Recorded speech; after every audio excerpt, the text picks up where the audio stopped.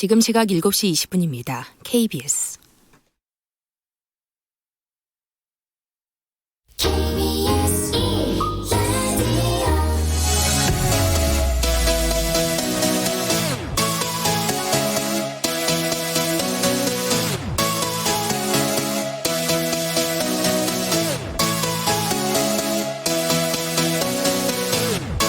KBS 열린 토론.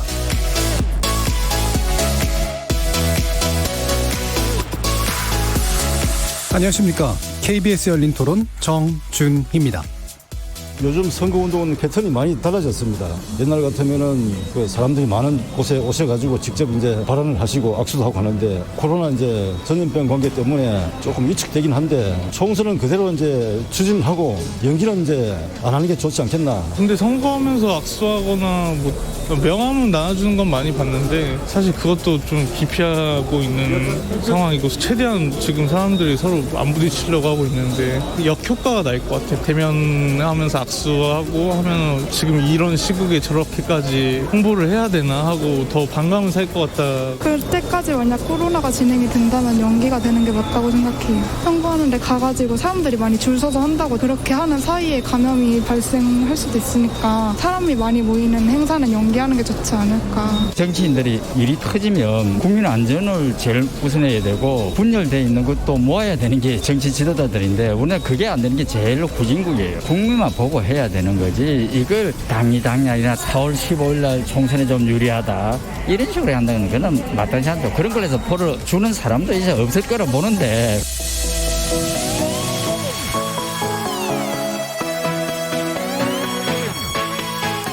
거리에서 만나본 시민들의 의견 어떻게 들으셨습니까? 오늘 토론 주제 4.15 총선 민심은 어디로 향하고 있나입니다. 21대 국회의원을 선출하기 위한 4.15 총선이 40여일 앞으로 다가왔습니다. 이번 총선의 정치적 의미에 대해서 여러 의견이 나오고 있는데요. 문재인 정부에 대한 중간평가다, 혹은 개혁의 방향과 주체를 둘러싼 싸움이다, 또 혹은 2022년 대선의 전초전이다 등등이 있죠. 이런 와중에 코로나19라는 난제가 던져졌고 재난 극복과 총선에서 표심을 얻기 위한 행동을 놓고 각 정치 세력의 고민은 깊어져 갑니다. 오늘 KBS 열린 토론에서는 세 분의 전문가와 함께 코로나19 국면을 거쳐가면서 우리 국민과 정부 그리고 각 정치 세력이 어떤 방식으로 4.15 총선에 임해야 할지 자세히 짚어보겠습니다. KBS 열린 토론은 여러분들과 함께 만듭니다. 문자로 참여하실 분은 샵 9730으로 의견 남겨주십시오. 단문은 50원, 장문은 100원의 정보 이용료가 붙습니다. KBS 모바일 콩, 트위터 계정 KBS 오픈, 그리고 유튜브를 통해서도 무료로 참여하실 수 있습니다. 시민 논객 여러분의 뜨거운 참여 기다리겠습니다. KBS 열린 토론 지금부터 출발하겠습니다. 살아있습니다. 토론이 살아있습니다. 살아있는 토론, KBS 열린 토론. 토론은 라디오가 진짜입니다. 진짜 토론, KBS 열린 토론.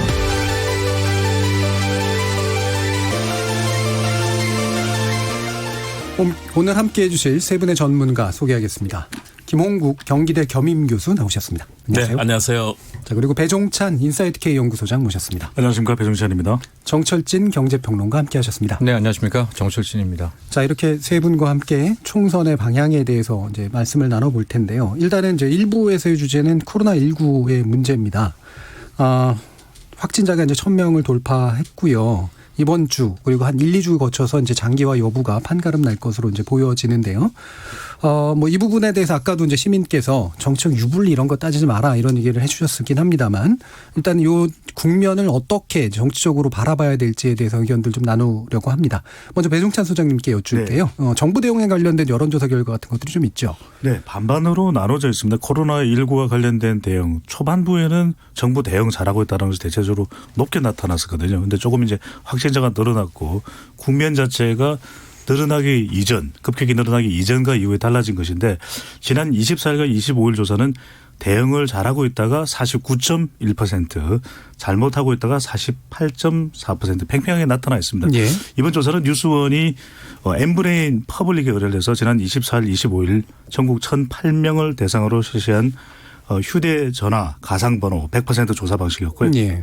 표본 오차는 95% 신뢰 수준 플러스 마이너스 3.1%포인트, 응답률 26.2%. 자세한 사항은 중앙선거론조사 심의위원회 홈페이지에서 확인 가능합니다. 전국적으로는 전체 결과는 팽팽하게 나오거든요. 어디 쪽이 더 우위라고 할 수 없을 정도로 그만큼 사실 좀 판단이 유보돼야 되는 부분도 있을 텐데 네. 중요한 건 24일, 25일 조사란 말입니다. 근데 여기서 이제 대구 경북 쪽에서의 평가는 72%. 예. 대구 경북 응답자의 10명 중 7명 가량은 정부 코로나19 대응 잘못됐다고 나타났습니다. 예. 그러면 지금 이게 여타 조사하고도 한번 연관시켜서 한번 살펴볼 필요가 있을 것 같은데요. 대략 네. 지금 이제 그 정부 대응에 대한 그 여론조사의 결과는 문재인 대통령에 대한 뭐 지지율, 정확히 말하면 지지율이라기보다는 이제 어떤 정책에 대한 동의 여부 뭐 이런 네. 걸 텐데요. 이거하고 정당 지지율 뭐 이런 것들이 좀 교차해서 볼 수 있는 여지가 좀 있나요? 대통령에 대한 평가는 뭐 긍부정이 사실 큰 차이는 없습니다. 예. 이번 조사에서도 마찬가지로 뉴스원 엠브레인의 조사에서 대통령에 대한 긍정평가는 48%. 예. 그리고 잘못하고 있다는 평가는 45%. 차이를 이야기가 어려운 정도예요. 비슷비슷하게 그다음에 나오네요. 정당 지지율도 마찬가지로 더불어민주당은 또 대통령 지지율이 연동되고 있거든요. 예. 그리고 미래통합당은 또 보수 응답자들이 이제 결집하는 그 결과로 나타나는데 지금 대통령 지지율이 사실 이 조사 결과를 본다면은 코로나 전국이 아주 큰 영향을 미쳤다고 보기는 힘든 거죠. 예. 이제 이건 좀 차차 지켜봐야 되는 부분인데 그렇다면 이 코로나19의 대응에 대한 대구 경북 지역의 반응은 대통령을 물어본 것이 아니라 현 정부의 대응을 물어본 겁니다. 예. 그렇다면 관련된 당정청 협의회에서의 발언 또 정부의 조금의 넉장 대응이라고 할 수 있는 또 마스크도 상당히 사기 힘들다는 현지에서 이야기가 나오는데 이런 것들이 좀 영향을 미쳤지 않았을까라고 분석을 해봅니다. 예. 방금 마스크 얘기가 나와서 바로 저기 정철진 평론가님께 여쭐 텐데 지금 이제 일부 마스크 수출 이제 10% 제한 등 대책이 이제 법 개정과 함께 이제 나오긴 했습니다만 여기에 대해서 이제 불만들이 많이 좀 집결되는 그런 양상이긴 하잖아요. 그렇죠. 어떤 상태인가요? 일단은 너무 늦었다. 마스크에 대한 공급에 대한 이야기가 나오고 있고요. 이제 돌아보니까 오늘 코로나 3법에 뭐 본회 의결이 됐고 그중에 감염법이 있어서 통과됐는 줄 알았는데 실은 굳이 감염법을 안 건드리더라도 실은 오늘 오전 0시부터 이제 식약처장이 내린 이 마스크하고 손세독제에 대한 긴급수급 조정 조치가 있었거든요. 이건 물가 안정에 관한 법률로 인해서 실질적으로 이 마스크를 통제할 수가 있는 상황이었단 말이죠. 지금 알고 보니까 그렇다면은 왜 지난주 혹은 애초에 코로나19가 나왔을 때부터 마스크 수급에 대해서 손을 놓고 있었을까? 실질적으로 평소에 공장이 한 400만 개 하루에 생산을 한다라고 해요. 보통 큰 사건이 없었을 때. 근데 이제 비상시국이잖아요. 요즘에는 완전히 공장을 다 돌리니까 1000만 개, 1100만 개가 이제 매일 생산은 되고 있었던 겁니다. 근데 아마 청취자분들도 다 아시겠지만은 마스크를 뭐 지금 구할래야 구할 수가 없고 600원 하던 게 1,500원으로 이렇게 초반엔 하다가 그 2,000원을 싹 넘다가 3,000원 넘고 이제 4,000원까지도 이제 되니까 굉장히 민심이 부글부글 끓었단 말이죠. 그래서 이제 오늘에야 비로소 이제 긴급 조정, 이 긴급 수급 조정 조치를 내려가지고 수출은 10% 하루 생산에 제한하고 절반은 이제 공적 판매처에서 판매해야 되고 이 조치를 취했는데 이게 너무 늦은 것 같아요. 나중에 코로나19가 끝난 다음에 아마 쭉 이걸 뭐 강평 같은 것을 분명히 복귀를 하게 될 텐데 이 부분이 왜 또 저는 늦은 것이 좀 문제가 있다라고 보냐면 최근에 일주일 상황에 생필품 사재기가 진짜 전국 곳곳에서 일어나고 있었거든요. 예. 어떤 종류의 생필품이요? 그 물. 일단 그다음에 라면. 그다음에 뭐 즉석밥, 즉석밥 그리고 이제 참치캔, 뭐 통꽁치캔 이게 나오는데 잘 한번 생각해 보십시오. 지금 시국이 이 생필품 사재기 시국은 아니거든요. 가령 지금 이게 뭐 석유 파동처럼 우리나라가 이제 석유는 부족하니까 뭐 그런 파동도 아니고요. 전쟁도 아니고 이게 글로벌 금융위기도 아니고 우리가 즉석밥 같은 경우에 이 코로나19와 상관없이 계속 생산이 됩니다. 물도 뭐 안반수에서 갑자기 물이 안 터지는 건 아니거든요. 물도 나오는 거고.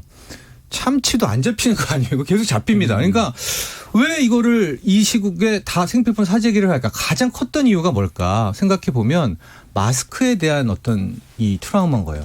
600원 하던 거를 좀 지나니까 이게 2,000원, 3,000원 하더라. 그렇다면은 라면도 지금은 이렇지만은 이거 얼마 안 있다가 또 누가 중간에 매점 매석하고 사재기 하면은 두세 배 줘야 되는 거 아니야? 근데 그런 것들이 불안이 팽배하게 되면서 진짜 이게 쌍팔년도도 아니고 지금 완전히 사재기 열풍이 그냥 불었단 말씀입니다. 근데 열풍이라고 부를 정도의 어떤 이게 이제 개인의 체감의 문제인가요? 아니면 구체적인 어떤 확인의 결과인가요? 좀 확인의 결과죠. 왜냐하면 예. 제 주변에 있는 대형마트 쪽도 다 가봤었고 예. 주변 사람들 탐문도 해봤었고 지금 언론에 나오는 속속이니까 그러니까 편의점 같은데 즉 원가보다 비싸게 파는 데에서는 물량은 좀 남아있지만 예. 대량으로 구매했을 때 싼 곳들 같은 경우에는 거의 매대에 물건들이 없을 정도에 일어나고 있거든요. 그러니까 특히 예. 확인된 결과가 이제 가장 마스크를 긴급하게 공급이 돼야 됐던 곳이 대구 경북 지역이거든요. 예. 대구 경북 지역에 제대로 공급이 안 됐다라는 거예요. 이제 그걸 방증하는 것이 100만 개를 우선 공급한다잖아요. 예. 그러니까 저는 좀 이건 좀 통제 관리가 됐었다면 좋았을 텐데 우리가 너무 이걸 또 마스크 대란을 부추기는 것은 안 좋지만 그럼에도 불구하고 누군가는 맡아서 통제 관리 함직한 했던 사안인데 되지 못하다는 건 좀 아쉬운 부분이죠. 예. 관련해서 그 코로나 3법이 어쨌든 통과가 되면서 나름대로 이제 법적 근거를 가지고 뭔가 조치를 취할 수 있는 그런 부분들이 좀 있었는데요. 일단 현재까지의 국회 대응, 정부 대응까지 함께 김홍국 교수님 어떻게 평가하시나요?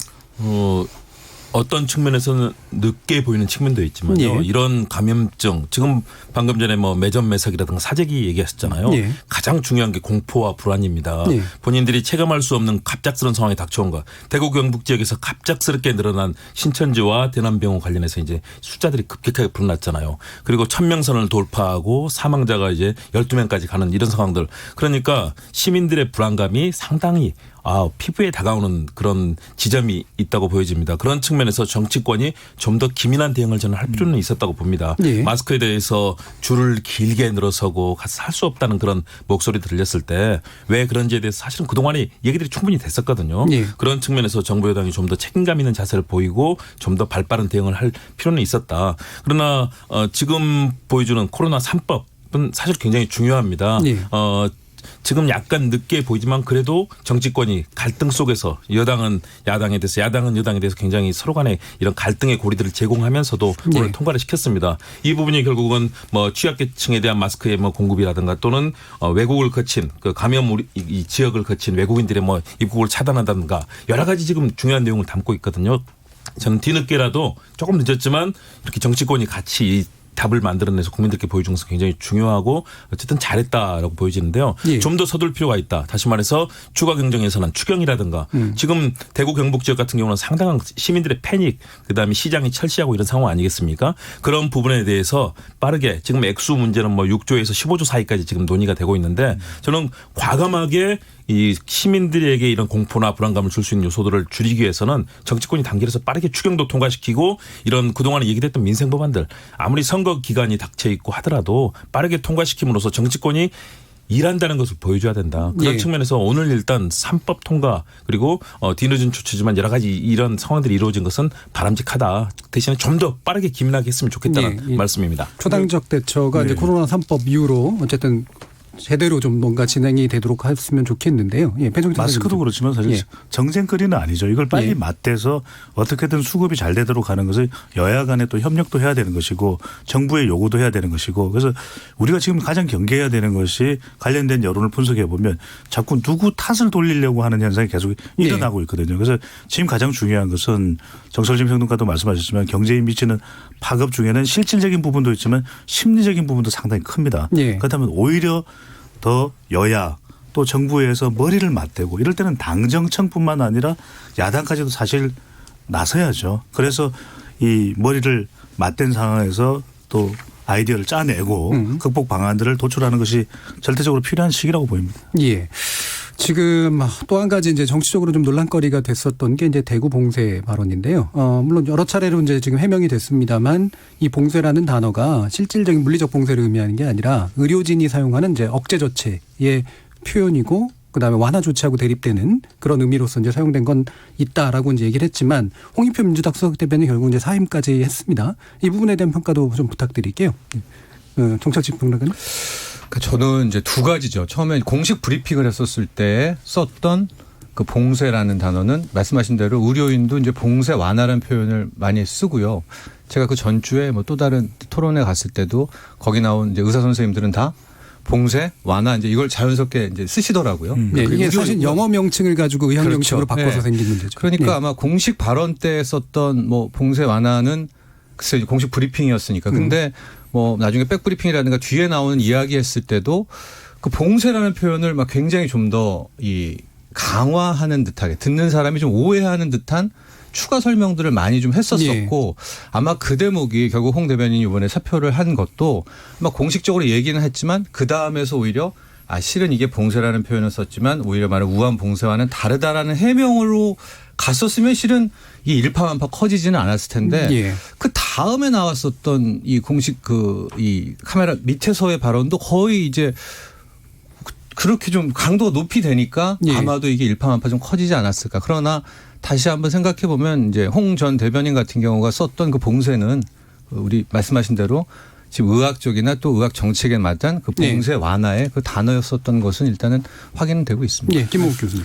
일단 저는 명백한 실언이다라고 얘기를 하고 싶습니다. 왜냐하면 분명하게 의학적이고 현재 감염학적인 측면에서 컨테인먼트 즉 이런 바이러스를 사실상 그런 그 상황을 봉쇄한다는 것 아니겠습니까? 그렇죠. 차단 억제 뭐 이런 그러니까요. 뜻이죠. 차단하고 억제하고 확산을 이제 막아낸다는 그런 차원에서 봉쇄라는 표현이 쓰여졌지만 나중에 또 추가 설명에서 그런 얘기를 합니다. 이동에 있어서 행정력의 사용 문제라든가. 그렇다면 결국은 이렇게 대구 시민이나 또는 경북 도민들 지금 가장 이렇게 많은 숫자의 확진자들이 나오고 있는 상황에서 이 부분에 충분히 오해가 생길 수 있는 발언을 이제 홍표 대변인이 한 것이거든요. 저는 그 측면에서 홍 대변인이 바로 그 부분에 대해서는 사과하고 사실은 조기에 조치가 좀 있었어야 된다고 봅니다. 왜냐하면 대구 경북 지역에 있는 많은 우리 국민들은 걱정에 패닉에 지금 공포와 불안감 더군다나 지금 시장은 철시하고 가능한 한 활동을 자제하라고 해서 다들 뭐 자가격리하고 있는 그런 분들이 많지 않습니까? 그리고 지금도 계속해서 뭐 이런 신천지 관련된 분들이라든가 이런 분들이 유증상자도 있고 계속해서 나올 가능성이 있는 상황에서 이런 표현들이 사용됐다. 그러니까 이 표현을 사용해서 엄격하게 사용하고 정확한 표현을 사용해야만 정치적인 의미를 갖게 되는 것인데 이 부분에 대한 오해를 불러일으켰을 때 저는 민주당에서도 즉각적으로 홍 대변인에 대한 경질 그리고 이에 대한 발빠른 사과와 그 이후 조치들이 이루어졌었는데 이것이 상당히 시간이 걸렸습니다. 오죽하면 대통령까지 직접 나서서 이 부분을 해명하는 상황이 됐거든요. 저는 선거 때 가장 중요한 요소들 여러 가지 요소들이 있습니다. 뭐 인물도 있고 구도도 있고 바람도 있고 뭐 여러 가지 정치 이념도 있지만요. 이 한마디의 실수 다시 말해서 국민들의 이런 감정에 건드리는 감정선을 건드리는 한마디의 실언이라든가 실수가 많은 선거 판도를 좌우했던 경험들을 기억하실 겁니다. 이번 사안도 상당히 중요한 그런 발언이었다고 보고요. 이런 측면에서는 명백하게 실언이나 실수가 있었을 때는 빠르게 사과하고 그다음 조치를 취해야 된다. 그런 측면에서 뒤늦게라도 어쨌든 본인이 사임을 한 것들 이것은 정치적 책임을 지는 차원이라고 보고요. 민주당은 아마 이 부분을 빠르게 또 수습을 해야 될 것으로 보입니다.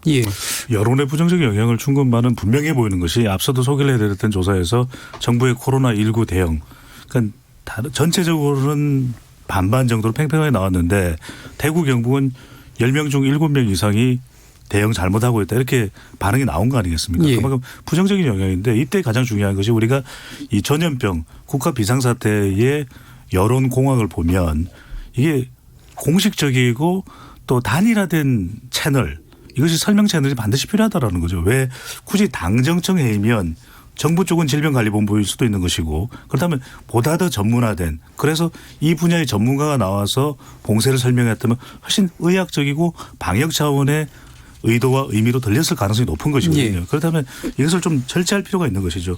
여기서 이제 우리가 또 지적할 수밖에 없는 것이 항상 그러니까 화자 말하는 사람보다는 청자 듣는 사람의 해석이 더 중요할 수밖에 없다는 것이고 지금은 더 그렇지 않겠습니까? 그렇다면 장소와 대상과 내용으로 봤을 때 세 가지로 분석을 해보면 장소도 잘못됐죠. 또 대상도 지금 굉장히 민감해 있는 대구 경북 도민인데 잘못됐죠. 또 하나 내용상으로도 그냥 확산 방지로 설명했더라면 훨씬 더 이해가 높았을 텐데 근데 또 하나는 또 그렇다고 이것을 마치 또 정치적으로 악용하는 것도 저는 잘못된 것이다. 야당에서 이게 이른바 또 실수 발언이 있었구나. 이것을 우리가 또 총선 국면에서 적극적으로 활용하고 몰아붙이자. 이건 또 아닌 거죠. 그리고 이 표현과 관련해서 또 관련이 없는 주변 또 정치인들이 또 계속해서 나서서 뭔가 공박하는 이거 자체도 대구 경북 도민에는 상당히 거슬리는 부분이거든요. 그래서 저는 좀 절제하고 또 단일화된 이런 설명 또 발언 채널이 반드시 필요해 보입니다. 예, 이거하고 연관해서 제가 두 가지 질문 또 배종찬 소장님께 함께 드려야 될 것 같은데 일단 이제 다른 또 이제 책임에 관련된 이야기들이 나올 때 이제 결국 이제 신천지 문제가 굉장히 크지 않습니까? 그래서 이건 뭐 프레임 대결이라고 또 일각에서는 얘기를 하고 있습니다만 신천지 문제가 결국 이제 또 총선이나 어떤 민심에도 영향을 어떻게 미칠까라는 측면하고 권영진 대그 시장도 있잖아요. 그러니까 지자체에서 또 해야 될 역할 같은 거에 또한 TK 민심이 어떻게 작동을 하고 있는지도 궁금하거든요. 이게 굉장히 중요한데 예. 이게 코로나19와 관련된 국면이 뭐 총선에도 영향을 분명히 줄 겁니다. 예. 그런데 총선에서 영향을 주는 것이 신천지 교회를 바라보는 시각 자체가 우리가 방역적 차원에서 비협조적이고 잘못된 것이 있고 또 명단과 관련에 대해서 부적합한 부분이 있다면 이 부분에 대해서는 반드시 국민들이 지적하고 또 정부에서는 잘잘못을 가려내고 네. 또 협조적이지 못한 부분에 대해서는 강제로라도 더 큰 국민들의 안전을 위해서 전격적으로 단행돼야 되는 부분이 있을 겁니다. 그렇기 때문에 그것에 대해서는 분명히 방역적 차원에서는 적극적인 조치가 치러져야 되는데 이것이 마치 이제 특정 종교에 대해서 심판하는 형식이라면 그것을 심판하는 선거가 총선은 아닌 거 아니겠습니까? 분명한 구분이 필요하다라는 거. 그래서 지금도 보면은 이번 이 관련된 조사에서도 차기 대선 후보 중에는 여러 지자체장들이 있거든요. 예. 어떻게 대응하고 있느냐에 따라서 지자체장들의 자기 대권 구도에도 영향을 주고 있습니다. 예. 그러니까 코로나19와 관련해서 신천지 교회 또 이 대응과 관련해서 이 총선에 대한 영향뿐만 아니라 또 자기 대권에 대한 영향까지도 주고 있다. 하지만 이것은 국민들의 전체적인 여론을 종합해 보면 관련된 조사는 없어요. 뭐 심판해야 되느냐 예. 말아야 되느냐 그 차원이 아니기 때문에 방역적 차원에서 잘잘못을 가리고 따져야 되는 부분이 있으면 그건 적극적으로 단행하라는 여론이에요. 하지만 특정한 종교에 대해서 우리가 옳고 그름 심판하는 그 단계와는 조금 구분을 돼야 될 필요가 있어 보입니다. 예. 자, 그러면 경제 문제로 다시 또 가보죠. 지금 국내 경제 지표 사실은 상당히 큰 충격이 있을 수밖에 없는 그런 조건이잖아요. 정철주 평론가님. 그렇습니다. 이게 그러니까 이 31번째 확진자가 나오면서 이제 일종의 지역사회 감염이 펼쳐진 후와 예. 그 이전과가 실은 또 한 번의 변곡으로 좀 나뉘거든요. 그러니까 그 이전까지만 해도는 상대적으로는 물론 안 좋아졌지만 상대적으로는 그 이후보다는 괜찮았습니다. 가령 뭐 수출 문제도 우리 문제가 아니라 중국 쪽의 문제여서 중국의 부품이 수급이 안 돼가지고 우리가 셧다운된 이런 문제 이제 그런 쪽이었었거든요. 그런데 지금은 중국도 중국이지만 우리가 우리 확진자 때문에 삼성전자가 이틀간 공장이 뭐 스마트폰 공장에 문을 닫게 된 이런 상황으로 이제 빠지게 된 거고요. 내수 같은 경우에도 실은 그 이전은 소비의 3단계 중에서는 여행비 줄이고 외식비 줄이고 숙박 서비스 줄이는 그러니까 뭐 영화 뭐 여기까지가 됐다가 그 이후에는 지금 마지막 3단계 소비를 줄인다는 이제 내구재를 줄여버리니까 차도 안 사고 예. 이제 뭐 TV 냉장고도 안 사니까 소비도 완전히 떨어지는 그런 상황이 됐기 때문에 실제로 이 뭐 아직도 뭐 지역사회 감염 여기에 대해서는 반론도 있지만 뭐 특정 집단에 이렇다 이렇게 설명하시는 분 계시지만 일단 편의상 지역사회 감염 이후에 받는 그 충격은 상당하고 그렇게 되니까 가장 먼저 반응이 어디서 나왔느냐.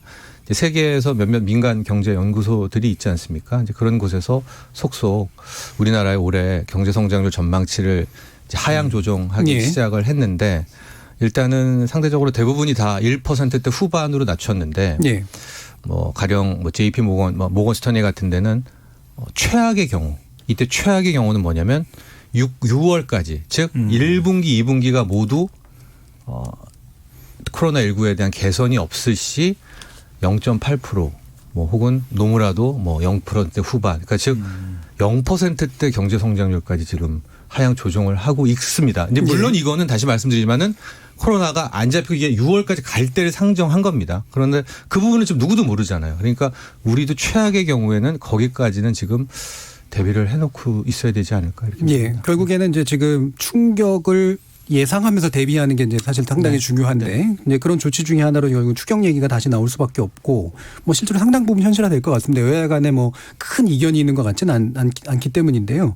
이게 시점이 어느 정도일까라고 하는 걸 좀 이렇게 봐야 될 텐데 반드시 빨라야 된다라고 보시는지 아니면 적정한 어떤 시기에 통과해서 집행하는 그런 방식으로 가야 된다고 보시는지요. 김홍국 교수님.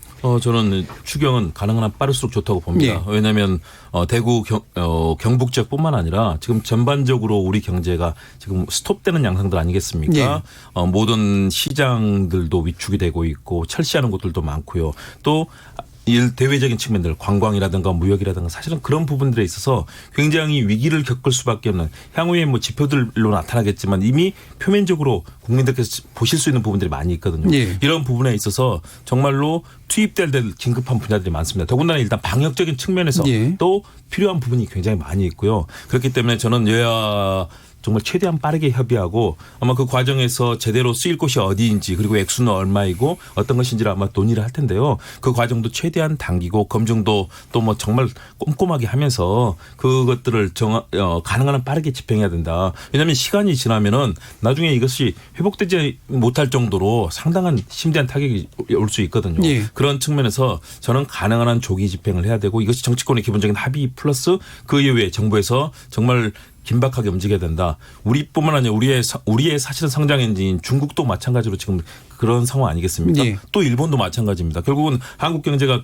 함께 나가야 될 한중일 아시아 이 핵심적인 3국이 다 연동이 되어 있는 상황이기 때문에 저는 우리 국회가 정말 기민하게 움직여야 되고 정부도 국회에서 얘기되는 이 여러 가지 검증하는 과정 중에 제대로 된 그 근거를 제출하면서 예. 이 추경들을 빨리 해나가는 것이 필요하다. 예. 나중에 시간이 미뤄질 때는 굉장히 때를 실기할 가능성 그 부분에 대한 우려가 크다고 봅니다. 예, 일단 이제 이게 정부가 사실은 구체적인 안을 내야 되고 근거를 가지고 그다음에 또 국회가 제대로 된 검증을 빨리 신속해야 되는데 지금 다음 달 17일까지로 임시국회가 잡혀 있잖아요. 그렇죠. 그 안에는 충분히 가능하다고 보시나요? 저는 여야 합의가 된다면 충분히 가능하다고 봅니다. 왜냐하면 이미 우리가 과거에 신종플루라든가 메르스 당시에도 이와 관련돼서 어떻게 하면 이 분야에서 경기도 살리면서 이런 검역적인 측면들도 이 바이러스에 대한 대응의 측면들에 대한 이 기본적인 예산의 수립과 집행 그리고 거기에서 일부 잘못된 부분들을 예. 이미 다 알고 있거든요. 예, 예. 저는 이 부분에 대해서 조금만 꼼꼼하고 세심하게 접근한다면 그 부분은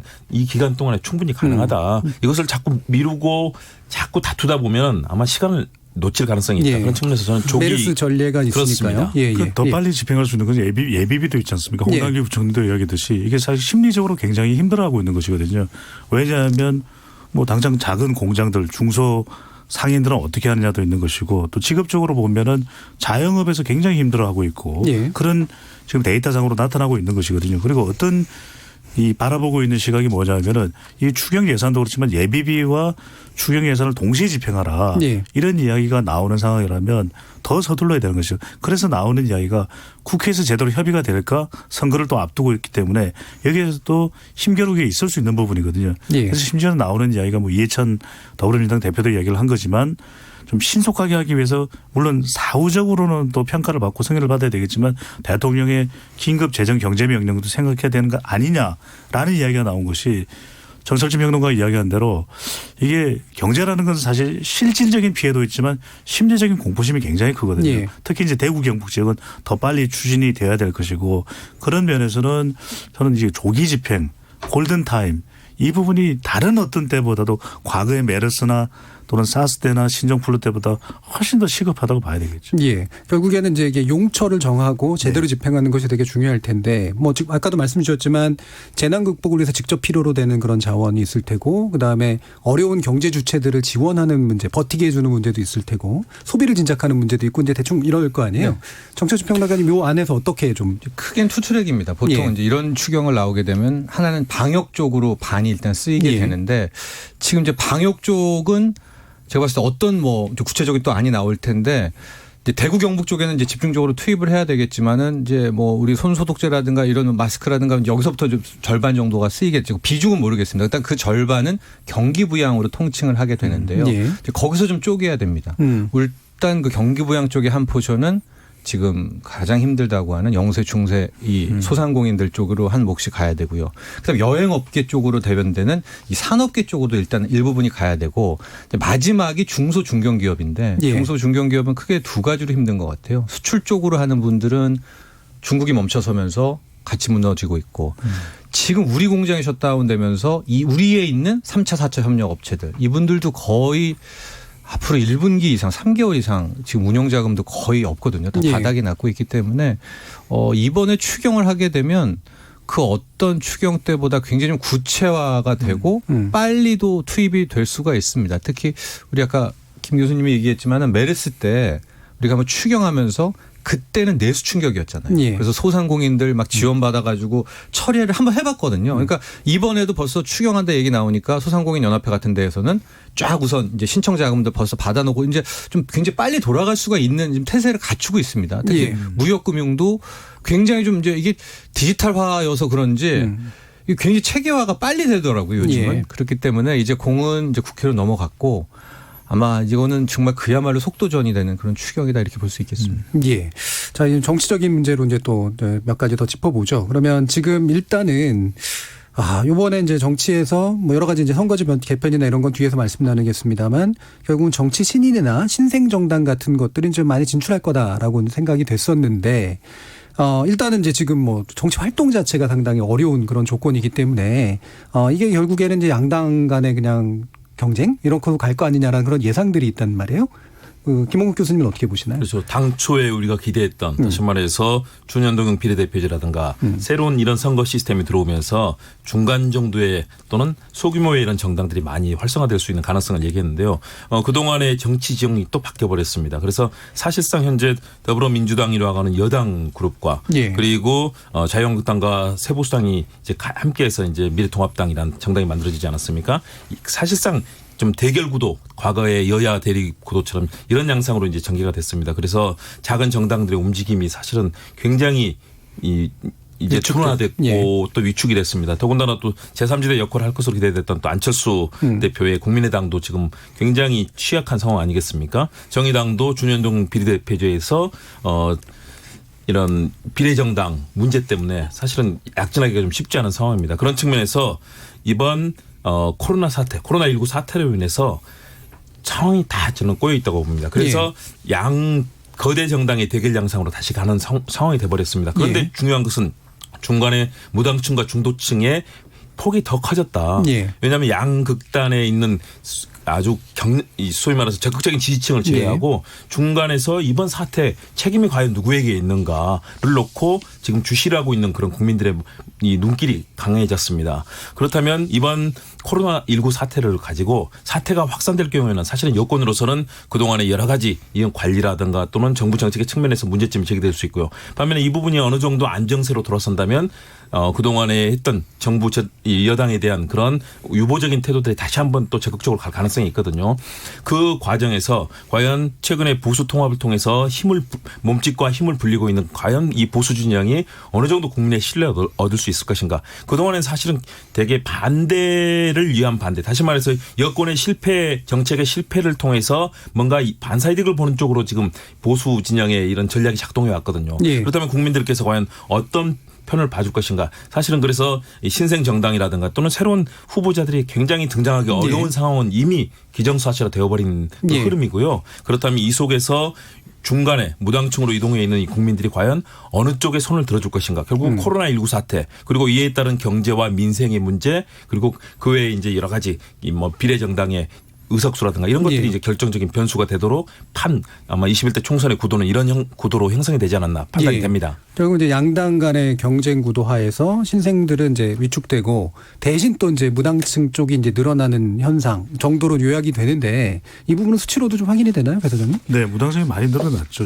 구체적인 수치는 조사마다 조금 다르긴 한데 무당층이 특히 이제 20대 경우에 무당층이 거의 뭐 절반 이상이 될 정도로 그게 많아지고 있는 추세인데 그런 이유 중에 대표적인 것이 사실 지금 진영 간 대결 구도가 되고 있는 상황이고 이념 기준으로 뭉치고 있는 상황인데 사실 20대의 경우에는 뭐 이념보다는 좀 더 실질적인 것 경제가 어떨지 또 그리고 앞으로 정치 계획이 어떨지 이런 곳에 더 많이 관심이 있거든요. 대체적으로 이제 우리가 무당층 지지정당이 없다고 하는 층을 부동층으로 많이 해석을 하는데 부동층의 경우 또 무당층의 경우에는 지금 당장 어떤 개혁 과제도 중요하긴 하는데 먹고 사는 문제 경제가 중요할 수밖에 없거든요. 그러니까 코로나19가 바꿔놓은 총선 판도 중에서 가장 큰 것은 지금 총선 판도가 기존의 정치 이념적 대결 구도 그리고 이 여당의 심판이냐 야당의 심판이냐 이게 심판 구도의 성격이 아주 강했다면 사실 지금은 여당 심판 야당 심판이 거의 비슷한 수준으로 나타나고 있고 그렇다면 다시 이번 총선거가 대통령을 중심으로 하는 판단, 평가 성격이 또 강해지고 있는 것이거든요. 왜냐하면 경제 문제가 너무나도 불거져 있기 때문에. 그러니까 지금 코로나19 대응과 관련해서는 자칫 야당도 잘못된 발언이나 또는 공세를 가한다면 후폭풍이 올 수도 있습니다. 오히려 이 여당 지지층들이 더 결집할 수도 있는 것이고 대통령 지지층을 중심으로 해서 예. 그렇다면 결과적으로 중요한 것은 이게 다른 영향보다도 중도층 영향이 크다면 결국 경제 문제인 것이거든요. 예. 과연 정부가 경제 문제에 대해서 신속하게 대응을 하고 있냐는 평가도겠지만 기존의 대통령 또 정부의 경제 정책에 대한 평가도 있을 수 있습니다. 예. 소득 주도 성장이 과연 우리가 실질적인 경제 기반에 맞는 정책이었느냐 철학이었느냐 이것까지 평가될 수 있다는 점에서 코로나19 국면이 총선에 사실은 가장 큰 영향을 준다고 봐야 돼요. 경제가 조금 뒷전이었던 오히려 검찰 이슈 또 이런 이슈들이 더 강력하게 부각됐었는데 결정적으로 사실 어떤 후보가 나왔는지 지금 거의 모를 지경이거든요. 예. 그런 만큼 선거운동 방식도 달라졌고 그렇다면 4월 15일 총선이 일정 변경이 안 된다면 말 그대로 깜깜이 선거가 된다면 경제 평가 심판 성격의 선거가 될 가능성이 상당히 높다는 거죠. 예. 근데 여기서 이제 또 다 약간 추가적인 질문을 드리면 네. 정철식 평론가님께 드려야 될 것 같은데 이게 이제 다 같이 경제가 어려워지는 상황일 수밖에 없다라는 인식들은 또한 있잖아요. 네. 그렇다면 이게 단지 정부 여당의 실패로 보는 프레임이 이제 작동을 할지 아니면 이거를 극복하는 미래지향적인 어떤 가능성을 보여주는 쪽의 어떤 경쟁으로 갈지 어떻게 판단해야 될까요? 그렇습니다. 그래서 저도 이제 경제가 분명히 이번 총선에서는 누가 뭐래도 최고의 화두가 될 것으로 보는데 과연 국민들이 어떤 점에 초점을 맞출까는 저도 모르겠어요. 그러니까 예. 이런 시나리오가 있죠. 지금 이렇게 경제가 나빠? 그렇다면은 정부 심판론, 여당 심판론이 나올 수가 있지만 생각해 보면 이게 우리만 힘든 게 아니라 코로나19 때문에 중국도 힘들고 다 힘들대. 그런 예. 미래 비전을 제시하는 데가 어디지라는 거기에 이 시선이 돌아갈 것인가. 예. 즉 국민들이 컵에 물이 반이나 있나 혹은 반밖에 없어 그 둘 중에 선택을 하게 되는 그런 기로에 서 있는 것 같아요. 예. 그런데 만에 하나 이제 코로나19 국면이 더 지속돼서 이게 이제 3월 뭐 이 정도까지 그래서는 안 되겠지만은 가게 된다면 저는 오히려 국민들이 이 왜 이렇게 경제가 나빠 쪽에 하고 여당 책임론 쪽으로 더 이게 왜냐하면 그때는 희생양을 찾아야 되는 이게 다 힘들지는 그렇잖아요. 예. 네. 그럴 가능성이 좀 더 높지 않느냐 이제 그런 식으로 바라보고는 있습니다. 그러나 지금 이 경제 현 상태 딱 오늘까지만 봤을 때는 이 경제 프레임은 정말 두 개로 나눠서 과연 지금 나쁜 것이 누구 탓인가에 대한 거를 바라볼지 예. 혹은 지금 나쁜 거는 코로나19 때문에 다 나쁘니까 비전을 바라볼지에 예. 대한 것들은 그야말로 팽팽한 반반인 것 같아요. 예. 그럼 이제 정부 여당의 관점에서 보면 부담은 더 많이 안고 있고 책임도 더 많이 안고 있지만 사실은 쓸 카드는 또 있는 그런 그렇죠. 상태고요. 네. 야당의 관점에서 보면 비판을 잘 할 수 있지만 대안을 제시하기가 사실 쉽지는 또 않잖아요. 그런 면에서 어떤 식으로 이게 엮어서 정치적인 어떤 대안을 마련해야 될까요? 저는 그래서 지금 예. 코로나19 책임론이라는 프레임 속에서 예. 여당 야당의 이런 여러 가지 흐름들이 작동하고 있다고 봅니다. 문재인 대통령의 지지율은 지금 40%대 중후반 나오면서 사실은 역대 2년 9개월 거의 뭐 3년이 된 대통령 치고는 상당히 높은 편입니다. 제가 예. 역대 그 추이를 쭉 뭐 예. 판단해 보면요. 그렇다면 대통령의 지지는 아직은 이번 대응도 어느 정도 뭐 팽팽하게 갈릴 정도로 이런 우호적인 시선도 있고 비판적 시선도 함께 있는 상황이거든요. 여권에서는 대통령과 정부 특히 뭐 정은경 본부장을 비롯해서 이 방역 당국이 최선을 다하는 모습들을 보여주면서 이 상황을 극복하기 위한 그런 정부의 기본적인 역할에 대해서 강조를 하고 있는 것이고요. 그러면서 검찰 개혁이라든가 정치 개혁 이런 화두들을 가지고 앞으로의 집권 후반기의 성과를 만들어가겠다는 이제 비전을 내는 것 아니겠습니까? 예. 반면에 야권의 입장은 이번 코로나19 사태를 뒷북 대응을 했다. 또 중국에 대한 저자세 외교라든가 또는 이 흐름에 대해서 제대로 대처 못하면서 대구 경북 지역에서 나타났던 이번에 뭐 봉쇄 발언이라든가 이런 실언들을 중심으로 해서 정부에 대한 불신감 그리고 그런 흐름 속에서 정부에 대한 공격을 하는 프레임 두 가지가 가는 것 아니겠습니까? 예. 결국은 그래서 저는 이번 코로나19 사태를 이제 선거가 유의미한 지점까지 과연 어느 정도로 정부 당국이 어느 정도 이런 이 추세를 좀 멈출 수 있을 것인가. 예. 안정적인 관리를 한다면 이 부분에 대해서는 경제에 대해서는 어차피 지금 상당히 어려워진 상황이고 이것이 전체적으로 한중일 아시아 국가라든가 또 우리 내부의 상황을 국민들께서 체감을 하고 계시거든요. 그 부분에 있어서 안정적인 국정 운영의 성과와 비전을 과연 있는 것인가. 이 부분을 해낸다면 여권에게는 상당한 그런 진전을 볼 수 있는 그런 프레임이고요. 예. 반면 야권의 입장에서는 이렇게 정부에 공격을 했는데 안정적이 된다면 야권으로서는 상당히 어려운 국면이 될 수 있습니다. 그러나 네. 정부가 계속해서 확진자가 확산이 되고 사망자가 더 많이 발생하면서 주체 못할 정도로 상황이 악화된다. 그렇다면 경제에 대한 것뿐만 아니라 이 모두의 책임감까지 함께 가기 때문에 예. 저는 이 코로나19 책임론을 놓고 지금 여당과 야당의 프레임들이 작동하고 있고 나머지 후보라든가 기본적인 것들은 양쪽 다 지금 열심히 뛰고 있는 상황이거든요. 예. 그렇다면 결국은 이 코로나19와 앞으로의 이 경제 문제를 다루는 비전들 그 성과가 결국은 이번 선거에서 결정적인 가장 큰 변수가 되지 않을까. 여당 야당이 모두 다 지금 그 프레임 속에서 움직이고 있는 그래서 물밑에서 움직이는 그런 선거 국면으로 가고 있다고 봅니다. 예. 우리가 경제 이슈가 선거에 미치는 영향을 한번 흥미롭게 볼 수 있는 사례가 2010년 무상급식 때였거든요. 예. 결국 이제 그게 경제 이슈는 아니잖아요. 경제 이슈죠.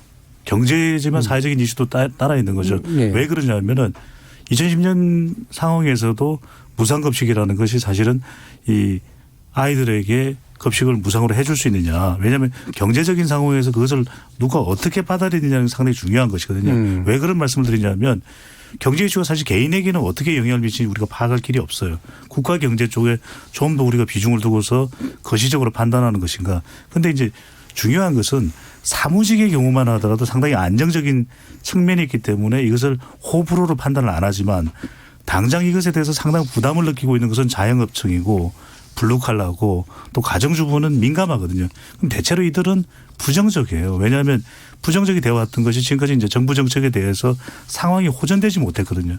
그런데 지금은 더 악화된 상황이잖아요.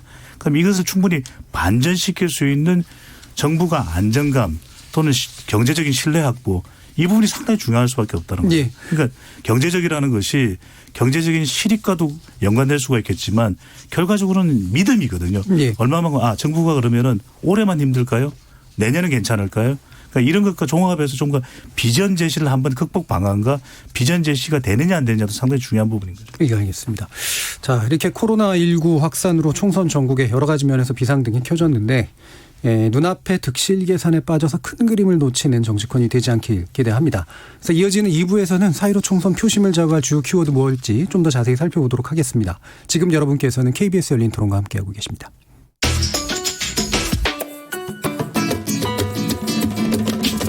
묻는다, 듣는다, 통한다. KBS 열린 토론. 듣고 계신 청취자 여러분 감사드립니다. 들으면서 답답한 부분은 없으신가요? 궁금한 점은요? 그렇다면 함께 토론에 참여하시죠. 유료 문자 샵 9730을 이용하시면 됩니다. 단문은 50원, 장문은 100원의 정보 이용료가 있습니다. 스마트폰 어플리케이션 KBS 모바일 콩을 통해서도 무료로 참여하실 수 있습니다. KBS 열린 토론은 언제나 열려 있습니다. 듣고 계신 KBS 열린 토론은 매일 밤 1시에 재방송됩니다. 자, 우리 토론 진행되는 동안 청취자들이 보내주신 의견 들어보겠습니다. 정의진 문자캐스터. 네, 지금까지 청취자 여러분이 보내주신 문자들 소개합니다. 먼저 유튜브 청취자 노트노님. 중국인 입국 금지가 필요하다는 주장은 무의미해 보입니다. 중국인이 많은 인천이나 대림동이 확진자로 넘쳐났어야죠. 이탈리아는 초기부터 중국발 입국 금지시켰는데 지금 어떤가요? 콩 아이디 6424님. 대구 경상도에도 수장이 있지 않습니까? 시장을 비롯해서 도지사는 그간 뭘 했는지 의아합니다. 중앙정부를 탓하지만 말고 내 지역은 내가 지키는 지자체장으로서의 역할이 더욱 필요하다고 생각됩니다. 콩 아이디 카르마 극복님. 국내 마스크 제조사들은 급격한 수요 증가에 더해서 마스크 부자재 확보에 어려움을 겪고 있다고 합니다. MB 필터와 부직포 등 마스크 부자재 대부분이 중국산인데 중국 정부가 춘절 연휴를 이달 9일까지 연장한 탓에 부자재의 중국 생산에 차질이 빚어졌다고 하네요. 콩 아이디 8144님. 현 상황에서 무엇보다 심리적인 부분이 가장 중요하다고 봅니다. 그 점에 있어 언론에서도 표현을 신중히 해주셨으면 합니다. 부탁하건대 패닉과 같은 극단적인 표현은 삼가해 주시길 바랍니다 해주셨네요. 네, KBS 열린 토론. 이 시간은 영상으로도 생중계하고 있습니다. 유튜브에 들어가셔서 KBS 일라디오 또는 KBS 열린 토론을 검색하시면 지금 바로 토론하는 모습 보실 수 있습니다. 방송을 듣고 계신 여러분이 시민 농객입니다. 계속해서 청취자 여러분들의 날카로운 시선과 의견 보내주세요. 지금까지 문자캐스터 정의진이었습니다.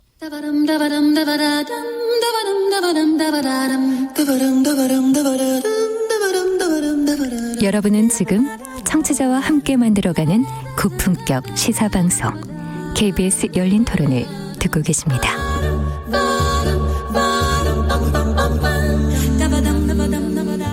KBS 열린 토론, 오늘은 4.15 총선 민심은 어디로 향하고 있는가라는 주제로 정철진 경제평론가, 배종찬 인사이트K 연구소장, 김홍국 경기대 겸임교수, 이렇게 세 분의 전문가와 함께하고 있습니다. 아까서서 1부에서도 여러 가지 변수 관련된 이야기들이 나왔습니다만, 대략적으로 야권 통합 이슈라든가 무당층의 표심에 관련된 문제, 경제 상황에 관련된 문제들이 대충 짚어진 그런 상태인데요. 이 부분 몇 가지 한번 더 깊이 있게 좀 짚어보죠. 일단 이 야권 통합이라고 하는 게 가능할까라고 했는데 결국은 가능해졌고, 그다음에 그 이후로도 이제 공천 파동이나 이런 게 있지 않을까라고 하는 생각이 있었는데, 결국 이 상태 자체가 야권 통합을 유지하게 만드는 그런 힘들이 되고 있는 것 같아요. 우리 김홍근 교수님은 어떻게 보고 계시나요? 네, 그렇습니다. 예. 사실은 야권으로서는 너무나 절박했던 거죠. 예. 그동안 국정농단 사태라든가 그 이후에 탄핵을 강을 넘지 못했다는 이런 비판 속에서 야권이 계속된 분열된 상태 아니었습니까? 굉장히 극우 진영 또 합리적인 보수까지 굉장히 스펙트럼이 넓고 정치 세력도 많았습니다. 결국은 이 속에서 보수 진영의 괴멸에 대한 걱정을 하고 여기에 대한 압박을 받은 유승민 의원이 결국은 이제 불출마 선언까지 하면서 통합은 일단 이루어졌습니다. 그러나 사실은 당초만큼의 또 기대했던 통합 효과는 이루지 못한 것으로 보이는데요. 그러나 일단 더불어민주당이라는 여권에 맞설 수 있는 기본 동력은 확보했다. 예. 대신에 유승민 의원이 같이 흔쾌하게 아직도 모습을 드러내지 않고 있고 같이 손을 맞잡고 있지 않지 않습니까? 그렇기 때문에 아직 보수 통합의 효과가 아주 극대화되지는 않고 있다. 결국은 통합의 길을 가고는 있지만 또 하나의 문제가 그겁니다. 문재인 정부에 대해서 계속해서 여러 가지 이 정책이라든가 반대를 통해서 보여줬던 위상들, 이런 부분들이 결국은 상당히 반대를 위한 반대, 문재인 정부의 실정에 대한 지적을 하면서 보수의 그동안 합리적이고 상식적인 새로운 미래 비전을 보여주기보다는 계속해서 어떤 대안 제시 또는 수권 정당의 모습보다는 반대하는 정당의 모습으로 아직은 구체있단 말입니다. 그런 측면에서 과연 국민들이 실망했던 이 무당층들이 이동할 수 있는 그런 효과를 만들어냈는가? 그렇지 못하고 있거든요. 다시 말해서 현재 보수와 진보 진영의 맞대결을 갈 수 있는 기본적인 동력은 확보했지만, 그러나 국민들의 신뢰를 얻을 만큼 아직 확보되지 않는 상황이고요. 나머지 또 세 정당이 합해지지 않았습니까? 바른미래당, 대한신당, 민주평화당. 아직은 호남 지역의 의원들이 거의 대다수를 이루고 있고 과연 지역 호남당 아닌가? 그렇다면 전국적으로 국민들께 중도 또는 중도라든가 또는 또 다른 세력으로서 뭔가 이 비전을 보여줄 수 있는 가능성을 아직 제시하지 못하고 있거든요. 그렇다면 자칫하면은 의원들은 21명이 모였는데 실제 이 국민들의 지지는 굉장히 취약하게 받을 가능성, 비례정당에서도 의석을 많이 확보하지 못할 가능성이 있거든요. 그런 측면에서 통합의 깃발들은 올려졌고 출발은 했지만, 그러나 내부에 아직은 흔들림도 상당히 많은 상황이고, 국민들의 신뢰를 받으면서 이번 21대 총선에서 주된 역할을 하는 핵심적인 플레이어로 서기에는 아직은 이 통합의 흐름들은 좀 부족해 보인다라고 평가하고 싶습니다. 예. 일부에서 했던 내용 조금 더 먼저 말씀드리고 이거 분석을 해야 될 것 같은데, 그래서 지금 우리도 이게 여론의 반응이라는 걸 보면은 발생에 대한 책임을 계속 물어보려고 그러거든요. 근데 이게 전염병, 감염이라는 것은 발생한 것 자체를 우리가 원천적으로 차단하기 참 쉽지 않은 일인 것 같아요. 이게 글로벌한 교류가 있는 상황에서. 그렇다면 더 중요한 평가는 사실 극복에 대한 평가거든요. 이 평가 때문에 우리 청취자분들께서도 청취자분이 잘 지적을 해 주셨는데, 현역 단체장에 대한 평가도 그래서 이루어지고 있는 겁니다. 그래서 현역 단체장 중에서 자기 대권 후보 물망에 올라 있는 사람의 지지율이 변하고 있는 상황이 연출되고 있어요. 그래서 저는 그 점에 초점을 맞추는 게 맞다고 보시고, 그다음에 지금은 굉장히 불확실해진 겁니다. 코로나19로 인해서. 그 이야기인 적선 총선에 대한 관심이 없어요. 지금 코로나19에 대한 관심이 총선보다 몇십 배 몇백 배 더 높을지 모르겠어요. 그 이제 우리가 구글 트렌드에 검색을 해보면 알 수 있는 상황인데, 그 이야기는 뭐냐면 보수 통합 효과든 야당의 통합 효과는 평가를 유보할 수밖에 없습니다. 왜? 총선에서 어떤 결과가 나오느냐지 지금 당장 평가를 내릴 수가 없는 거예요. 국민들은 별로 안궁이에요. 물어보고 싶지도 않고 궁금하지가 않아요. 지금 모든 신경이 코로나19에 가 있는데 무슨 정당이 나와 있는지도 모르겠어요. 그래서 앞서 소개를 해드렸던 뉴스원이 엠브레인 퍼블릭에 의뢰를 했던 조사 결과도 보면 대체로 더불어민주당과 미래통합당 쪽으로 더 수렴하는 현상이 나타나고 있습니다. 예. 최근 들어서 더 추세적으로 보더라도 그 이야기는 뭐냐면 이게 군소정당의 파괴력이라는 것이 총선 가까워서까지 더 확장되기 이건 쉽지 않아 보입니다. 그렇다면 어떤 상태는 지금 발생을 한 것이냐. 그동안은 1대 다 대결 구도였거든요. 범진보 진영은 단일화될 테고 그렇다면 이 여당 세력 대 그다음에 야당의 다수의 세력. 예. 그랬는데 미래통합당이 이제 출연하면서 사실상 1대1 대결 구도화된 거죠. 여기에서 하나 더 추가가 된 것이 미래통합당만으로는 1대1 구도가 되기 쉽지 않았을 텐데 준연동형 비례대표제 역설이에요. 위성정당 미래한국당이 나오니까 사실상 더 1대1 구도가 된 거죠. 예. 그런데 어느 쪽에 손을 들어줄지는 저는 지금 평가 내릴 수는 없다고 봐요. 왜? 코로나19가 나오면서 이것 자체도 상당 불확실성이 커져 있다는 겁니다. 예. 그래서 이제 뭐 다른 분들의 얘기를 들어보면 결국 우리가 거의 유일하게 예상 가능한 건 투표율이 떨어질 것이다가 아닐까라고 네. 하면서 이게 여야의 어떤 득실 계산보다는 전반적으로 정치 참여도가 떨어질 가능성이 있다라고 하는 식의 얘기들도 이제 많이 하시긴 하던데 네. 아직까지 그거는 이제 특별히 안 잡히나요? 그런 투표 의사라든지. 잡히지는 않고요. 왜냐하면 예. 조사를 할 때는 우리가 바람직 응답 현상이 있거든요. 예. 계속해서 그렇죠. 예, 투표를 하겠냐 물어보면 투표 안 하겠다는 이야기 잘 안 합니다. 예. 안 하더라도. 그렇기 때문에 이걸 가지고서 투표를 예측하기는 매우 어렵습니다. 그래서 다른 방법으로 투표율을 예측하는 방법인데 그 이야기는 길어질 것 같고 두 가지 측면이 있는 것 같아요. 투표를 적극적으로 율이 높아지기 위해서는 투표에 대한 관심도가 높아야 됩니다. 특히 그렇죠. 후보에 대한 관심도. 그런데 이 상황에서는 후보를 알 수가 없습니다. 비대면 형태로 선거운동도 전개될 수밖에 없기 때문에 또 하나는 뭐냐면 이제 실질적인 공포심인 거죠. 투표소에 가서 투표함에 갈대의 감염 우려가 사실 어떤 연령대를 막론하고 커질 수밖에 없거든요. 특히 이제 사전 투표율이 과연 높을 것이냐. 마찬가지 환경이라고 하는 것. 그다음에 원래는 사전 투표를 통해서 젊은 세대의 투표율이 높아졌는데 또 만 18세는 반드시 투표할 거라고 봤는데 그래서 젊은 세대의 투표율 또 특정 지역에는 연령대가 높으신 분들이 사실은 상당한 공포심을 느낄 수 있기 때문에 이 연령대별 투표율도 상당히 중요한 변수가 될 걸로 보입니다. 예.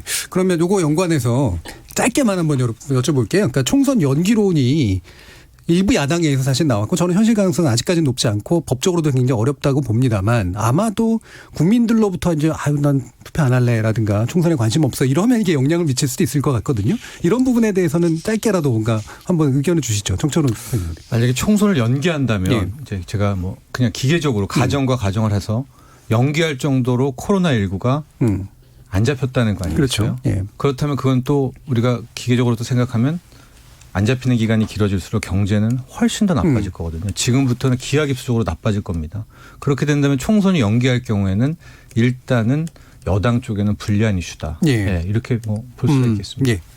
저는 총선 연기까지는 가지 않을 거라고 봅니다. 아주 정말 극단적인 상황. 그래서 아직 시간이 이 코로나19에 대한 기본적인 우리 사회 현재까지 흐름들을 본다면 사회적 전파가 일단 시작은 된 것으로 보이지만 대부분이 신천지와 일부 지역 중심 아니겠습니까? 그리고 다른 지역에 확산되어 있는 것도 마찬가지거든요. 그렇다면 이런 감염 경로와 이런 흐름들에 대해서 정부 당국의 대응이 어느 정도 성공을 거둔다면 사실은 조기에 이 상황이 마무리될 수도 있고요. 이것이 일정하게 끌리더라도 아직까지 선거 기간은 상당히 남아 있습니다. 그렇다면 선거인 명부가 작성되고 그 이후에 이런 흐름들을 고려해 본다면 그리고 헌정사상이 그런 초유의 상황들 그리고 뭐 대통령이 아무리 결심을 하고 싶더라도 결국 국회와 국민들께 또 이 의견 수렴을 해야 되는 과정이 있지 않겠습니까? 그렇다면 저는 총선 연기는 지금은 우리가 굉장히 걱정되는 이 국가적 재난 상황에 대해서 함께 나누는 얘기지 실제 현실화되기는 굉장히 어렵다.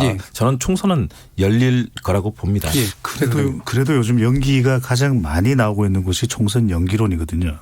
솔솔 난다는 얘기시죠. 그런데 그런 이유가 이게 국민들이 얼마만큼 심각하게 받아들이냐는 심리적인 부분도 저는 굉장히 중요하고 실질적인 수치로 정철진 평론가가 이야기했듯이 뭐 확진자 수가 얼마 정도냐, 감염자 수죠 얼마나 되느냐 이것도 상당히 중요한 기준이 될 수 있다고 봅니다. 그러니까 찐 여론으로 본다면 국민들의 심각성이 뭐 국민청원, 청와대 국민청원에서 100만을 훌쩍 넘는다. 고려해 볼 수 있겠죠. 또 하나는 이제 여론조사에서도 한 80% 이상이 연기해야 된다. 이런 공감대가 형성된다면. 근데 지금 여론조사 결과를 보면은 총선 연기는 55.7%. 그다음에 공감 안 한다가 약 40% 정도 나왔거든요. 네. 앞서 뉴스원 엠브레인 퍼블릭 조사 결과인데 이것만 보면 압도적이지는 않아요. 또 더군다나 지금은 심리적으로 공포심이 크다 보니까 이렇게 생각할 수 있는데 공직선거법상 천재지변이라 해야 되거든요. 그렇죠. 대통령이 네. 결정할 수 있는. 그런데 여기에 또 하나 중요한 것이 얼마만큼 여야 간에 유불리를 떠나서 공감대가 형성됐냐. 이것 자체가 쉽지는 않다라는 거죠. 예. 바로 그 부분에서 그러니까 지금 사실 총선 연기론의 연기를 피운 게 되게 작은 야당에서 나온 거잖아요. 받아주시는군요. 예. 그래서 지금 야당들 작은 야당들의 입장에서 보면 지금 양당 구도로 가고 있는 것에 대한 불편함. 그래서 이걸 일단은 좀 뒤로라도 좀 밀어보고 싶은 마음 같은 게 표출되고 있는 것 같은데 이건 결국은 아까도 언급은 해 주셨지만 국민의당을 포함한 제3지대의 어떤 힘이 거의 눈에 띄지 않는 거 이거라고 이제 볼 수 있지 않을까요? 국민의당은 어떻게 보시나요? 국민의당은 저는 상당히 어려운 국면에 들어섰다고 봅니다. 안철수 대표가 귀국하면서 보여줬던 모습들 그때까지는 어느 정도 어떤 변화를 만들어낼 그 가능성에 대해서 확인할 수 있는 길이 없었습니다. 그런데 그 이후에 보여줬던 것들은 결국은 스스로 독자 생존 그리고 함께했던 의원들이 그런 가능성이 점점 더 옅어지니까 한 명씩 지금 떠나고 있습니다. 예. 그리고 안철수 대표가 그래 가는 사람들 막을 수 없지 자유로운 의사 아닙니까라고 하면서 이것을 살짝 방관하고 있는 셈이거든요. 그러다 보니까 더 많은 사람들이 이제 떠나게 되는 그런 상황들 엑소더스 탈출 현상이 일어나고 있습니다. 예. 국민의당의 기본적인 지지율도 굉장히 취약한 상황이 돼버렸고요. 그런 측면에서 국민의당의 핵심적인 이 역할을 하기는 저는 굉장히 어려워진 국면에 들어섰다. 그렇다면 제3지대 정당들이 활동할 수 있는 공간도 굉장히 어려워진 국면이고요. 그런 속에서 결국은 두 정당, 거대 정당의 대결로 점점 더 수렴되어 간다. 그런 측면에서 이번 선거는 지난번 선거와 같은 판박이 선거가 될 가능성이 있는데 유일한 이 변수라면 역시 정의당과 또 다른 3지대에 있는 이번에는 민생당이라고 이제 결합하지 않습니까? 과연 어떤 가치를 만들어서 이들이 적극적으로 정말 국민들의 마음을 사서 비례정당에서 일정한 준연동 비례대표제에서 일정한 득표를 할 수 있는 길들을 더 높여나간다면 지금의 이제 미래한국당이라는 상당히 공포스러운 비례정당을 독식할 것처럼 움직이는 그러면서도 이제 위성정당 아니겠습니까? 예. 이 흐름과의 관계를 어떻게 만들어갈 것이냐. 결국은 그 부분이 중요한 변수가 될 것이고요. 지금의 상황은 결국은 두 거대 정당의 대결로 지금 귀착이 될 가능성이 커 보입니다. 그게 왜 그러냐면 지금 남아있는 이번 총선에서의 구도적인 관건은 포인트는 위성정당이 과연 얼마만큼 파괴력이 있느냐 정도만 남아있는 것 같아요. 왜냐하면 이제는 군소정당은 거의 힘을 발휘할 수가 없다. 왜? 2016년 총선 때는 어떤 현상이 있었냐면 두 정당에 대한 대실망이죠. 그것에 따라서 다른 정당을 선택할 수밖에 없고 그것이 이제 국민의당이 선택되면서 정당 투표에서 2위를 하지 않았습니까? 그때는 뭐냐면 거대 정당 양당이 다 마음에 안 들었던 거예요. 근데 이번에는 뭐냐면 철저하게 진영 대결 구도이기 때문에 이제는 더 수렴을 하는 겁니다. 더 결집을 합니다. 그러니까 어디로 빠져나갈 구석이 없는 거예요. 그렇다면 또 다른 제3의 선택이라는 건 없는 겁니다. 남아있는 선택은 과연 준연동형 비례대표자에서 얼마만큼 위성정당이라고 하는 존재감을 인식하고 굉장히 유권자 차원에서 선택과 판단이 정당 투표에 이루어지는 것. 저는 이게 남아있는 그 유일한 정당과 관련해서 변수가 아닌가라는 생각을 해봅니다. 그래서 관련해서 뭐 여러 가지 이제 안들이 나오고 있는 것 같은데 민주당이 그냥 있지는 않을 것이다. 그래서 위성정당을 결국은 만들 수밖에 없을 것이다도 있고요. 뭐 제3지대에서 뭐 시민정당이 만들어질 것이다라는 얘기도 있고 아까 민생당과의 연대가 만들어질 것이다라든가 정의당과 민주당과의 비례연대가 만들어질까라든가 여러 가지 시나리오들이 나오잖아요. 정치적 평론가님 이런 부분 어떻게 보시나요? 저는 근데 코로나19가 지금 굉장히 중요한 이슈거든요. 그러니까 이 이슈를 놓고 어쨌든 선거에서 이제 여야가 양쪽에 서 있는데 이걸 이제 코리안 시리즈를 비유를 하면 코리안 시리즈 같은 이 대전에서는 실력 뭐 이런 거 다 떠나서 실은 범실, 에러 싸움이거든요. 근데 이제 코로나19로 막 아파하고 있는데 그러진 않았지만은 가령 뭐 야권에서 추경을 반대했다라든가 지금 아닙니다. 반대는 안 했습니다만 이제 통과해서 빨리 되는 거죠. 그런 거 큰 범실인 거죠. 근데 또 코로나19가 막 힘들고 막 아프고 막 그 소송 장사 안 되는데 갑자기 또 민주당에서도 결국 위성정당을 만들면서 이게 막 평소 가까이 한다든가 이거는 그야말로 뭐 아차하는 사이에 확 민심이 그냥 며칠 사이에 돌아가는 이슈거든요. 그러니까 저는 이 코로나19라는 큰 물결 속에서 굉장히 몸을 사릴 것 같아요. 막판까지도. 그래서 막 쉽게 막 옛날처럼 했었던 행동들은 뭐 여야든 절대 못할 것이다. 왜냐하면 단박에 지금 야권을 보더라도 실은 야권 입장에서는 끝까지 추경 물고 늘어지고 이러면은 오히려 경제는 더 나빠질 테니까 유리한 구도잖아요. 근데 예. 안 그러잖아요. 이것이 실은 국민들의 지금 굉장히 예민해지고 민감해져 있다는 것을 아마 정치권에서 선수들이니까 더 잘 느끼고 있어서가 아닐까. 예. 정치는 저는 살아있는 생물이고요. 생물이다. 이상을 쫓는 것이 아니라 현실에서 예. 존립 근거를 찾아야만 움직일 수 있는 그런 장입니다. 그런 측면에서 이 상황이 방치되지는 저는 않을 거라고 봅니다. 지난 1년간을 돌아봤을 때 저는 작년은 연합의 정치, 연합연대의 정치가 작동했던 것이 그런 한 해라고 봅니다. 예. 왜냐하면 자유한국당 당시에 굉장히 장외 집회 또 단식, 삭발 굉장히 강하게 입법을 막는 그런 활동을 했었잖아요. 그 상황에서 결국은 국정을 이끌었던 것은 결국은 4+1이라고 하는 연합체가 다시 말해서 그동안의 한국 정치에서 보기 힘든 모습이었거든요. 4+1 연합체라는 것이 작동을 했었는데요. 그런 것들이 사실상 한국 정치에서 보기 어렸던 이 새로운 형식이었었는데 이 상황이 이번에 저는 비례정당에서 작동할 가능성이 있다고 봅니다. 왜냐하면 지금 남아있는 만일의 경우 미래한국당이 사실상 연동형 30석 중에서 20석 정도로 가져간다. 그렇다면 향후에 문재인 정부의 국정 운영은 정말 사실상 어려워질 수 있는 가능성이 있거든요. 그런 측면에서 저는 민주당에서는 비례정당을 만들 수 없다고 봅니다. 예. 본인들이 스스로 정치개혁 하겠다면서 내놓은 건 아니고 이것을 적극적으로 추동해서 만들었는데 그 명분에서 가능한 것인가. 그렇기 때문에 이제 더불어민주당에서는 아주 취약하게 의병이라든가 또는 민병들 다시 말해 자발적으로 만들어지는 그런 비례정당에 대해서 우리가 어떻게 하겠느냐라고 얘기했는데요. 나머지 정당들은 잘못하면 이 와중에 어렵게 만들어 놓은 준연동형 비례대표제의 비례석을 다 미래한국당이 뺏기게 된 상황이거든요. 그렇죠. 예. 나머지 그러면 저는 3+1의 이 앞으로 비례정당을 함께 만들 수 있는 가능성 아니면 그중에 일부가 함께 서로 간의 합의에 의해서 만들어낼 가능성이 있다고 봅니다. 그렇게 해서 현실적으로 작동해서 이런 미래한국당과 대책할 수 있는 지점을 만들어야만 향후에 선거 이후에 문재인 정부가 그동안 했던 개혁이라든가 앞으로 일을 할 수 있는 기반이 마련되는 것이기 때문에 저는 지금 그것이 물밑에서 계속 진행이 되고 있고 예. 이 흐름들이 조만간 등장할 거라고 봅니다. 마지막으로 창당까지 과정은 이제 선거인 명부가 작성되는 3월 이제 26일, 27일 이때까지 이제 예. 만들어지면 되거든요. 예. 그렇다면 저는 지금도 충분히 만들어질 수 있는 기반은 충분한데 이런 현실적인 논의들이 계속해서 물밑에서 지금 되고 있다고 판단을 합니다. 예, 그러니까 진행될 텐데 그 시점을 생각해 보면 지금 한 달이 미처 안 남은 기간이기 그렇죠. 때문에 말씀하신 코로나가 조기 종식되기는 어려운 조건임을 인정하고 난 다음에 이게 이제 겹쳐가지고 지금 나설 거라 자칫하면 문제를 건드릴 수 있다라고 보시는 거고요. 예.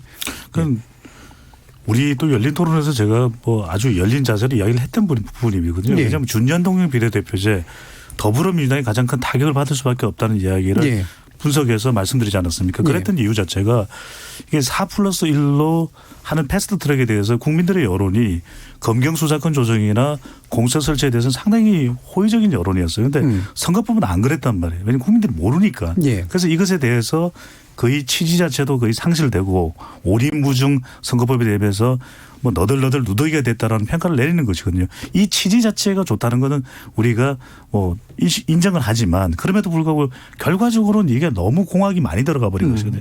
결과적으로는 이것 때문에 꼼수라는 비판을 받고 불법이 아니냐라는 지적을 받지만 미래한국당이 탄생한 겁니다. 예. 현실적인 것이거든요. 또 현실적 파괴력은 상당히 있을 것이라는 분석을 해드렸고 근데 남아있는 방법은 저는 이거밖에 없다고 봐요.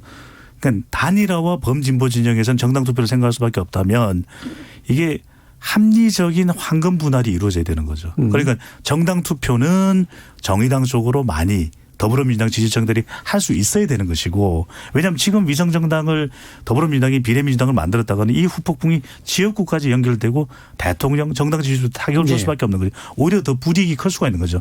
그렇다면 적어도 지역구에서 단일화는 더불어민주당 중심으로 하고 왜 지역구에서는 무한정 당선돼도 되는 거니까 정해져 있는 의석수 내에서는 그렇다면 이 정당 투표는 이게 정의당이 이거 현실적인 이야기입니다. 지역구 당선이 쉽지 않거든요. 그러면은 정당 투표를 더불어민주당 쪽이 이 유권자 차원에서 지지층 차원에서 밀어주는 몰아주는 이것이 사실은 거의 남아있는 전략이 아닌가 싶습니다. 예.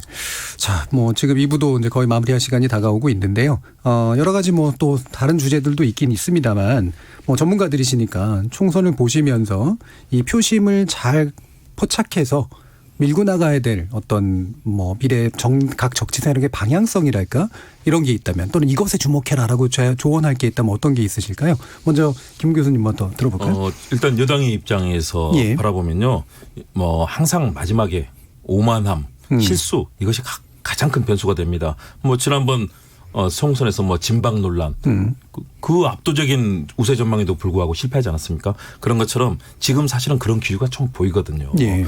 그런 측면 그리고 특히 그동안 보여줬던 비전들을 또 얼마나 제대로 국민들께 사실 문재인 대통령의 높은 지지율을 본다면은 유권자들이 아직도 문재인 대통령에게 손을 저는 들어줄 가능성이 있다고 봅니다. 예.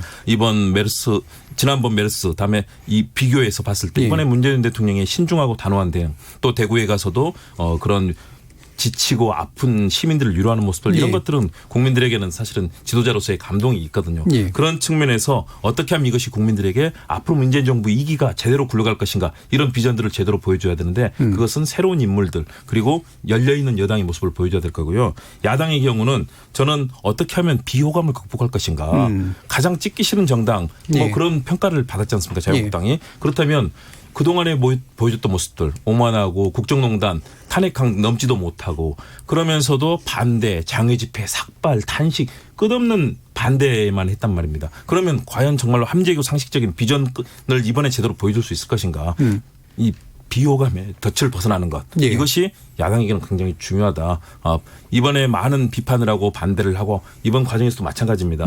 이 속에서 과연 수권 정당으로서 비전을 볼 수 있었는가. 이런 측면에서 저는 지금이라도 그런 전략들을 좀 내놓아야 된다. 그렇지 않으면 국민들께 무당층의 표들이 옮겨오는 그런 신뢰를 받기가 참 쉽지 않을 거다. 그런 측면에서 여당은 오만함을 경계해야 되고요. 야당은 비호감의 덫을 벗어나야 된다.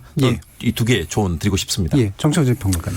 저는 뭐 구체성인데요. 뭐 경제 부분에 국한해서 하면 야권에 저는 숙제가 좀 있는 것 같아요. 그러니까 여당 같은 경우에 이제 고용지표가 가령 그 단적인 예를 들면 이제 나왔죠. 근데 40대는 일자리 계속 감소하고 있고 60대 이상을 늘어나고 있다.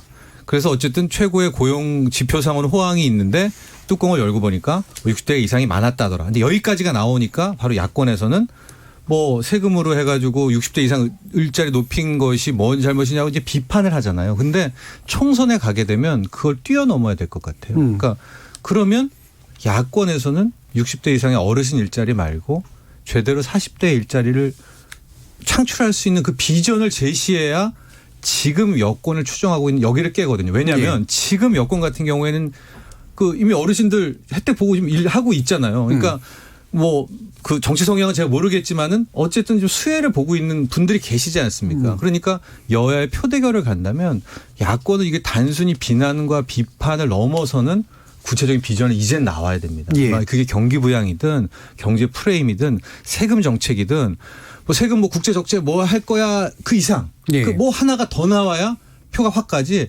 지금 상황으로는 이 비판을 위해서는 상당히 좀 뭐 지금까지 왔던 거 답습하지 않을까 이렇게 보고 있습니다. 대안적 구체성 이 부분을 지적해 주셨네요. 네. 국회에서 지금 니탄 내탓 하는데 저는 이번 총선이 21대 국회의원으로 보는 총선이 국회 심판 총선이 될 가능성이 가장 높다고 봅니다. 그렇습니다. 이 지경 누가 만들었죠? 그러니까 경제 상황으로 몰아가고 있는 경제 난국으로 몰아가고 있는 것도 사실 국회가 제의를 잘 못했던 거죠. 정부의 법안들도 적극적으로 밀어줬어야 됐던 것이고 그리고 여야를 넘어서서 국민들의 민생을 해결해야 됐던 거 아니겠습니까? 그만큼 국민 눈높이를 맞추지 못했던 누가 책임이 있는가 국회의원 중에서 그것을 저는 심판한다고 보고 특히 중요한 것은 코로나19 때문에 그냥 대충 해도 되겠지 이제쯤 그런 마음을 가질 수도 있기 때문에 이 공천 문제 여성 청년 많이 공천하는 정당이 승리하는 환경이 만들어져야 됩니다. 예. 아까는 이제 정부 여당의 오만함 또 국회의 오만함을 경계하는 그런 목소리까지 얘기를 해 주셨습니다. KBS 열린 토론 이것으로 모두 마무리하겠습니다. 오늘 토론 함께해 주신 김홍국 경기대 겸임교수, 배종찬 인사이트K 연구소장 그리고 정철진 경제평론가 세 분 모두 수고하셨습니다. 감사합니다. 네, 감사합니다. 고맙습니다. 생방송 놓치신 분들을 위해 팟캐스트 준비되어 있고요. 매일 새벽 1시에 재방송도 됩니다.